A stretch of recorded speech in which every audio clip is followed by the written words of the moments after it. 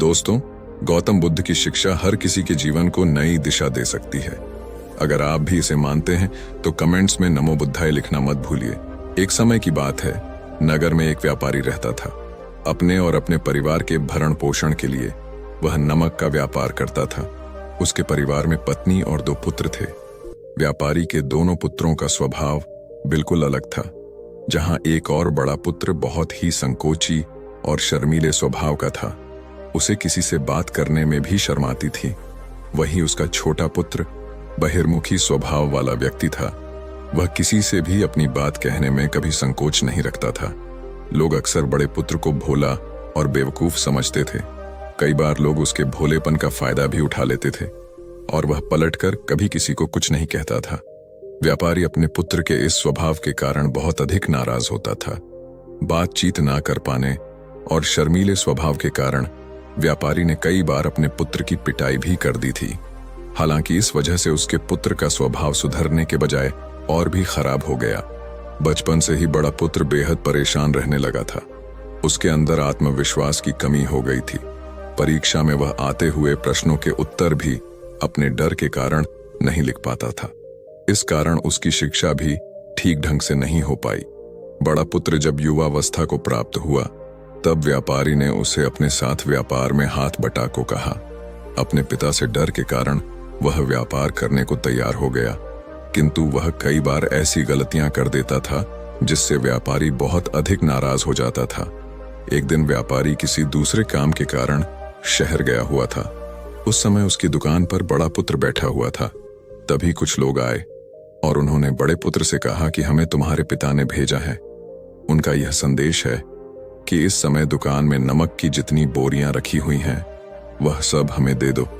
उन्होंने नमक की सभी बोरियों को शहर मंगवाया है।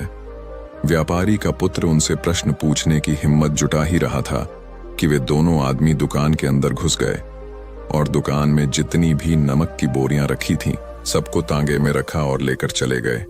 व्यापारी के पुत्र ने उन्हें रोकने का प्रयास किया, किंतु संकोच और शर्मीलेपन के कारण वह उन्हें कुछ कह नहीं पाया। उसने मन ही मन सोचा कि यदि मैं इन्हें नमक ले जाने से रोकूं तो पिताजी मुझ पर नाराज होंगे। कुछ समय बाद जब व्यापारी शहर से वापस आया तो खाली दुकान देखकर उसने अपने पुत्र से प्रश्न किया कि नमक की बोरियां कहाँ गईं? यह दुकान इतना खाली खाली क्यों है? तब बड़े पुत्र ने धीमे स्वर में कहा कि कुछ लोग दुकान पर आए थे और उन्होंने मुझसे कहा कि आपने नमक की बोरियों को शहर मंगवाया है, और दुकान में से सारी बोरियों को निकाल कर लेकर चले गए। व्यापारी ने अपना सिर पीट लिया। उसने अपने पुत्र को दुकान से धक्का देते हुए कहा कि तू मूर्ख का मूर्ख ही रह जाएगा। वे लोग तुझे बेवकूफ बनाकर सारा सामान ले गए। तुमने मेरा बहुत भारी नुकसान करवा दिया। यहाँ से दूर भाग जाओ और घर वापस मत आना। यदि तुम वापस आए तो मैं तुम्हें पीट पीट कर सीधा कर दूंगा। व्यापारी का बड़ा पुत्र इस बात से बेहद दुखी हुआ। एक बार फिर उसके शर्मीले स्वभाव के कारण उसके पिता उससे और अधिक नाराज हो गए। साथ ही व्यापार में भी इतना नुकसान हो गया। उस समय नगर के सभी लोग व्यापारी के पुत्र पर हंस रहे थे और उसका मजाक बना रहे थे। उसे बहुत अधिक शर्मिंदगी महसूस हो रही थी। यही वह समय था जब उसने सोच लिया कि अब उसके जीवन में कुछ भी ठीक नहीं हो सकता है। वह सदैव मूर्ख का मूर्ख ही रह जाएगा और इस समाज में रह रहे लोगों के साथ कदम से कदम मिलाकर कभी नहीं चल पाएगा। व्यापारी का पुत्र नगर से बाहर आ गया और एक नदी के किनारे बैठकर खूब रोया। गहरे पानी को देखकर उसके मन में विचार आया कि अब उसके जीवित रहने का कोई फायदा नहीं है। उसने सोच लिया कि आज वह इस नदी में डूबकर अपने आप को समाप्त कर लेगा। असफल जीवन जीने से अच्छा है कि वह स्वयं को समाप्त कर ले। उसने जैसे ही नदी में छलांग लगाई, एक बौद्ध भिक्षु ने उसे बचा लिया और नदी से बाहर निकाल कर ले आए। व्यापारी का पुत्र बौद्ध भिक्षु पर नाराज होने लगा और कहने लगा कि तुमने मुझे क्यों बचाया? मैं इस असफल जीवन को जीना नहीं चाहता। बौद्ध भिक्षु ने उसे समझाया कि जीवन एक ही बार मिला है और यदि तुम जीवित ही नहीं रहोगे तो असफलता को खत्म करके सफल कैसे बनोगे? तब व्यापारी के पुत्र ने कहा कि मेरे जीवन बहुत अधिक समस्याएं हैं। यह सभी समस्याएं मेरे संकोची और शर्मीले स्वभाव के कारण हुई हैं। मैंने अपने पिता का नुकसान करवा दिया। मैं एक अच्छा पुत्र नहीं हूं। अपने स्वभाव के कारण मैं शिक्षा ग्रहण भी नहीं कर सका। ये सारा संसार मुझे मूर्ख समझता है। क्या किसी मूर्ख को इस संसार में जीने का अधिकार है? तब बौद्ध भिक्षु ने कहा कि तुम्हारे इस प्रश्न का उत्तर तो मेरे गुरु ही देंगे। चलो, मैं तुम्हें मेरे गुरु से मिलवा हूं। व्यापारी के पुत्र ने कहा कि वह किसी से बात नहीं करना चाहता। आज वह अपना जीवन समाप्त कर लेगा। किंतु बौद्ध भिक्षु के बार बार समझाने के बाद वह उनके साथ जाने और उनके गुरु से मिलने के लिए तैयार हो गया। बौद्ध भिक्षु व्यापारी के पुत्र को आश्रम की ओर लेकर गए। वहां पर व्यापारी के पुत्र ने देखा कि एक व्यक्ति पेड़ के नीचे ध्यान मग्न बैठे हुए हैं। तभी बौद्ध भिक्षु ने कहा कि यह हमारे गुरु गौतम बुद्ध हैं। दोनों ने गौतम बुद्ध को प्रणाम किया। वह युवक वहीं पर बैठ गया और गौतम बुद्ध को देखकर रोने लगा। गौतम बुद्ध ने उससे उसके रोने का कारण पूछा। तब उसने कहा कि अब आप ही मेरी आखिरी उम्मीद है। यदि आप मेरी समस्या का समाधान नहीं करेंगे तो मेरा यह जीवन समाप्त हो जाएगा। गौतम बुद्ध ने व्यापारी के पुत्र से उसकी समस्या के बारे में पूछा। तब उसने बताया कि किस प्रकार वह बच से ही शर्मीले और अंतर्मुखी स्वभाव का है। इस कारण लोग उसी से मूर्ख समझ लेते हैं और उसके पिता भी उससे प्रेम नहीं करते। तब गौतम बुद्ध ने युवक को शांत कराते हुए कहा कि मेरे पास तुम्हारी समस्या का समाधान है। तुम्हारा जीवन बहुत ही आसान हो सकता है। तब युवक ने कहा कि क्या सचमुच ऐसा हो सकता है? आप बहुत ही महान व्यक्तित्व प्रतीत होते हैं। आपके तो कई शिष्य हैं। हे गुरुदेव, मैं भी आपका शिष्य बनना चाहता हूं। क्या आप मुझे अपने शिष्य के रूप में स्वीकार करेंगे?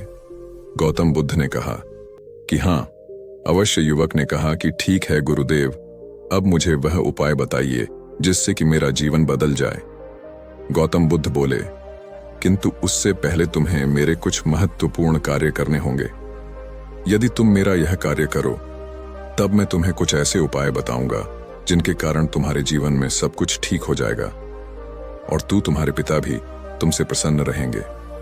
गौतम बुद्ध ने उस युवक को कहा कि आज से 3 दिन बाद मैं तुम्हें ऐसे उपाय बताऊंगा जिससे तुम्हारा जीवन बदल जाएगा। किंतु 3 दिनों तक तुम्हें मेरे सभी कार्य करने होंगे। मैं जैसा जैसा कहूंगा, यदि तुम वह कार्य को करने में सफल रहे तो तीसरे दिन के बाद तुम्हारा जीवन बदल जाएगा। तुम्हारा पहला दिन कल से शुरू होगा। अभी जाओ और आश्रम में ही आराम करो। अगले दिन व्यापारी का पुत्र गौतम बुद्ध के पास पहुंचा और कहा कि हे गुरुदेव, मुझे पहले दिन का कार्य बताइए। तब गौतम बुद्ध ने कहा कि आज तुम्हें 10 अजनबी व्यक्तियों से बातचीत करनी है और उनका हाल जानना है। इसका लेखा जोखा शाम तक लेकर आना। व्यापारी के पुत्र को बड़ा ही संकोच महसूस हुआ, किंतु उसने गौतम बुद्ध को हाँ कह दिया। वह निकल पड़ा। 10 अजनबी लोगों से बातचीत करने शुरू में उसे बहुत अधिक संकोच हुआ। कई लोग तो डांट कर भगा देते थे। उसके सामने अपना जीवन बदलने का यही एक उपाय था। आखिरकार कोशिश करते हुए उसने 10 अजनबी लोगों के नाम और उनके व्यापार का लेखा जोखा प्राप्त कर लिया। शाम को जब वह गौतम बुद्ध के पास पहुंचा तो प्रसन्नता के साथ उसने गौतम बुद्ध को बताया कि आज का कार्य उसने सही ढंग से पूरा कर लिया है। कुछ लोग तो उसके मित्र भी बन गए हैं। दूसरे दिन फिर वह युवक गौतम बुद्ध के पास पहुंचा। तब गौतम बुद्ध ने कहा कि आज का कार्य है, तुम आश्रम में रह रहे 10 शिष्यों को संबोधित करते हुए उन्हें जल के उपयोग के विषय में पढ़ाओ। गौतम बुद्ध की बात सुनकर व्यापारी का पुत्र हक्का बक्का रह गया। उसने कहा कि आप मुझसे किस प्रकार का कार्य करवा रहे हैं?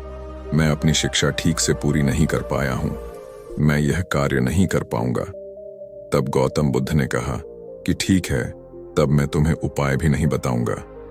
व्यापारी के पुत्र ने प्रार्थना करते हुए कहा कि आप जानते हैं, मेरी शिक्षा अधूरी है, फिर मैं किस प्रकार बालकों को शिक्षा दे सकता हूं? गौतम बुद्ध ने मुस्कुराते हुए कहा कि यहां सिर्फ मैं जानता हूं कि तुम्हारी शिक्षा अधूरी है। वे बालक नहीं जानते। तुम रोज अपने जीवन में जल का उपयोग करते हो। यही सब बातें जाकर उन बालकों को बतानी है। आखिरकार व्यापारी के पुत्र के पास कोई रास्ता नहीं बचा। हिम्मत जुटाकर वह उन बालकों के पास पहुंच गया। शुरू में तो उसके हाथ पैर कांप पड़ रहे थे, किंतु आखिरकार उसने जल की विशेषताओं के बारे में बताना प्रारंभ कर दिया। उसने बालकों को जल की 5 विशेषताएं बताई और जल्दी से वहां से भाग आया। गौतम बुद्ध के पास आकर उसने कहा कि बहुत अधिक डर लग रहा था। किंतु मैंने बालकों को जल की 5 विशेषताएं बता दी हैं। गौतम बुद्ध ने कहा कि जो एक बार फिर कोशिश करके आओ। व्यापारी का पुत्र ने एक बार फिर हिम्मत जुटाई और बालकों को जल के विषय में पढ़ाना शुरू किया। इस बार व्यापारी के पुत्र को बिल्कुल डर नहीं लग रहा था। पूरे आत्मविश्वास के साथ बालकों को शिक्षा दी। तब गौतम बुद्ध ने युवक की प्रशंसा करते हुए कहा कि तुम अवश्य ही साहसी हो। गौतम बुद्ध से शाबाशी सुनकर वह युवक बहुत अधिक प्रसन्न हुआ। युवक तीसरे दिन जब गौतम बुद्ध के पास आया तो गौतम बुद्ध ने उससे कहा कि आज का कार्य तुम्हें थोड़ा अजीब लग सकता है, किंतु आज तुम्हें अपने पिता से मिलने जाना है। गौतम बुद्ध की यह बात सुनकर वह युवक बहुत अधिक डर गया। उसने कहा कि नहीं नहीं, मैं अपने पिता के सामने नहीं जाऊंगा। गौतम बुद्ध ने कहा कि ठीक है, तब मैं तुम्हें उपाय भी नहीं बताऊंगा। आखिरकार उस युवक को गौतम बुद्ध की बात माननी पड़ी। गौतम बुद्ध ने उसे समझाया कि अपने पिता के पास जाकर उनसे क्षमा मांगना और कहना कि तुम्हें एक और अवसर दे ताकि तुम स्वयं को बुद्धिमान साबित कर सको। उसे युवक ने बड़ी हिम्मत के साथ अपने पिता का सामना किया और उनसे क्षमा मांगी। आखिरकार व्यापारी ने अपने पुत्र को क्षमा कर दिया और उसे दूसरा अवसर देने के लिए तैयार हो गए। व्यापारी का पुत्र गौतम बुद्ध के पास आया और उसने जब उपाय के बारे में जानना चाहा, तब गौतम बुद्ध ने कहा कि तुमने स्वयं ही अपना उपाय खोज लिया है।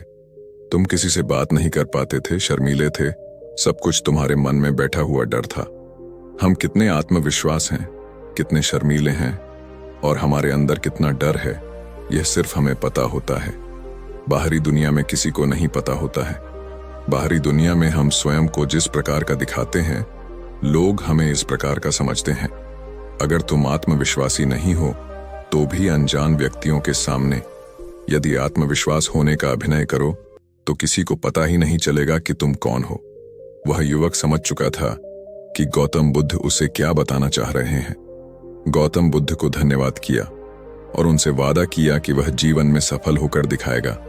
दोस्तों, यह वीडियो पसंद आई हो तो इसे लाइक जरूर करें और चैनल को सब्सक्राइब करना ना भूलें।